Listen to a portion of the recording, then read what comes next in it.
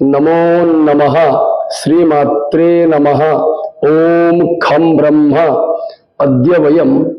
रत्नावली नाटिकायाः पंचदश भागस्य विषये आलोचनां कुर्मः।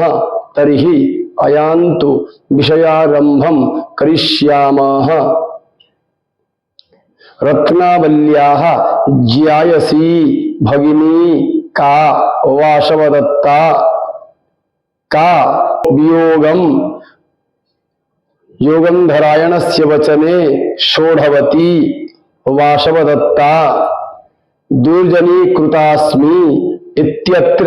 अस्मि पदेन कस्याः ग्रहणं वासवदत्तायाः जगत्स्वामित्वलाभः अस्याशयः कः मंडलेश्वरस्य पदप्राप्तिः लज्जया कः स्ववदनं दर्शयितुं नैव शक्तवान् योगंधरायणः बाभ्रव्यं कः सिंहलेश्वरं प्रति प्रचोदयामास योगंधरायणः प्रहीतः इत्यस्यार्थः कः प्रेरितः अथवा प्रचोदितः योगंधरायणस्य अभिप्रायं कः गृहीतवान् वसंतकाः ऐन्द्रजालिकवृत्तान्तः कस्य प्रयोगः भवति योगंधरायणस्य अंतःपुरे का बद्धा आसीत् सागरिका अथवा रत्नावली स्फुटमेव किं न भणसि अत्र स्फुट शब्दस्यार्थः कः स्पष्टम् योगंधरायणः कः वासवदत्ता उदयनयोः अमात्यः प्रतीच्छेनाम् अत्र एनां पदेन कस्याः ग्रहणं रत्नावल्याः भगिनी कानुरूपमित्यस्यार्थः कः भगिनी सदृशीं भगिनी योग्यां कस्याः पितृकुलः दूरे आसीत् रत्नावल्याः पितृकुलः कुत्र आसीत् सिंहलदेशे अथवा उज्जयिन्यां रत्नावली वासवदत्ता उदयनस्य हस्तयोः समर्पणात् परं किमुवाच आर्यपुत्र उदयन इयं मम भगिनी रत्नावली भवति अस्याः रत्नावल्याः पितृगृहं बहुदूरे सिंहलदेशे अथवा उज्जयिन्याम् अस्ति अतः तस्यां रत्नावल्यां भवान् तथैव प्रेमयतु अथवा स्निहतु यथा सा स्वस्याः बन्धुजनं विस्मरिष्यति। रत्नावल्याः प्रापणात् परं विदूषकः उदयनं किम् अवदत् प्रायशः अहं विदूषकः चिन्तयामि मम वयस्य उदयन रत्नावलीं प्राप्य संपूर्णां पृथिवीं प्राप्तवान् स्यात् इति। वासवदत्तायाः परं का देवी शब्दम् उद्वहति रत्नावली कस्य परिश्रमाः सफलाः संजाताः योगंधरायणस्य परिश्रमस्य उद्देश्यं किमासीत् रत्नावल्या सह उदयनस्य विवाह तथा विक्रमबाहुना सह विवाह संबंध स्थापनम् किमतः परमपि प्रियमस्ति इति कस्य वचनम् योगंधरायणस्य विक्रमबाहुना सह कः संबंधं स्थापितवान्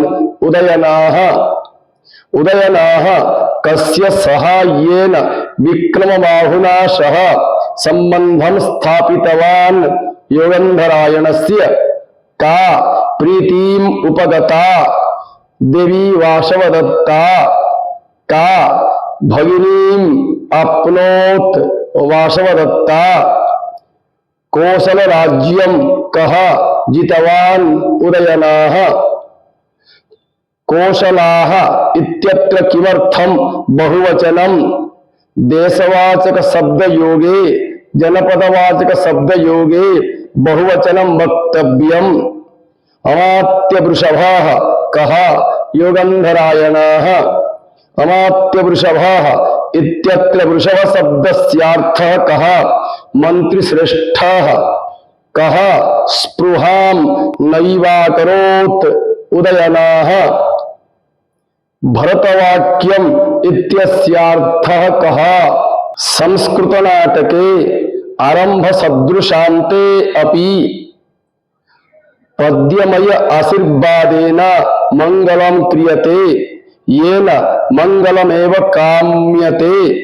तदेव मंगलम अथवा कल्याणम अथवा आशीः भरतवाक्यम इति वदन्ति तद भरतवाक्यस्य प्रयोगाः सर्वदा नाटकान्ते अथवा नाटिकायाः समाप्तौ एव भवति अतः भरतवाक्यस्य लक्षणं भवति यथा आशीरिष्टजनाशंसा इति का उद्दामसस्या भवतु पृथिवी कः वृष्टिं विसृजतु वाशवः वाशव शब्दस्यार्थः कः इन्द्रः विप्रमुख्याः पदेन केषां ग्रहणं ब्राह्मण क्षत्रिय वैश्य शूद्रादीनां इष्टि शब्दस्यार्थः कः यज्ञः आकल्पान्तमित्यस्यार्थः कः प्रलयपर्यन्तम् पिशूनः इत्यस्यार्थः कः निष्ठुरः अथवा क्रूरः वज्रलेपाः इत्यस्यार्थः कः कुलाशी संबंधाः चतुर्थांकस्य नाम किम् इंद्रजालिकाः कस्मिन् अंके सर्वे निष्क्रान्ताः चतुर्थांके नाटिकायाः किं लक्षणं नाटिका क्लुप्तवृत्तः स्यात् स्त्रीप्राय चतुरंकिका प्रख्यातो धीरललिता तत्रस्या नायको नृपा स्यादंत पुरसंबद्धा संगीत व्यापृताथवा नवानुराग कन्यात्र नायिका नृपवंशजा रूपकस्य किं लक्षणम् अवस्थानुकृति नाट्यं रूपं दृश्यतयोच्यते रूपकं तत्समारोपात् दशधैव प्रशास्त्रयम् कति रूपकानि सन्ति दश रूपकानि सन्ति यथा नाटकोऽथ प्रकरणं भाण प्रहसनं डीमाः व्यायोग समवकारः विथ्यन्तेह मृगाः स्मृताः अद्य एतावत् पर्यन्तं 15 भागस्य विषये वयम् आलोचनां कृतवन्तः श्वः 16 भागस्य विषये आलोचनां करिष्यामः अतः सर्वेभ्यः धन्यवादाः नमो नमः।